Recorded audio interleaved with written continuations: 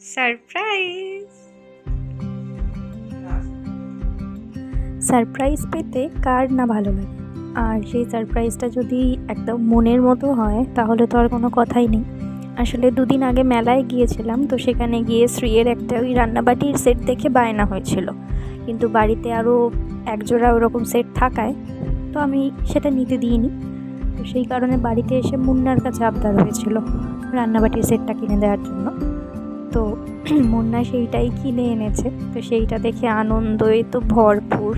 আর তার সাথে আরও একটা বোনাস গিফট, সেটা হচ্ছে একটা ওই গেম খেলার ল্যাপটপ টাইপের বাচ্চাদের। তো সেইটা দেখে তার আনন্দ কতটা সেটা তো দেখাই যাচ্ছে। আসলে বাচ্চাদের এই নির্ভেজাল আনন্দ আর প্রাণ ভরা খুশিটাই আমাদের দিন শেষে অক্সিজেন যোগায় আর প্রাণ ভরে নিঃশ্বাস নিতে শেখায়। তো ওদের এই হাসি মুখটাই যেন পৃথিবীর সব থেকে দামি, তাই না? এটা রান্নাবাটির সেট, আর এইটা কি খুলে দেখো তো।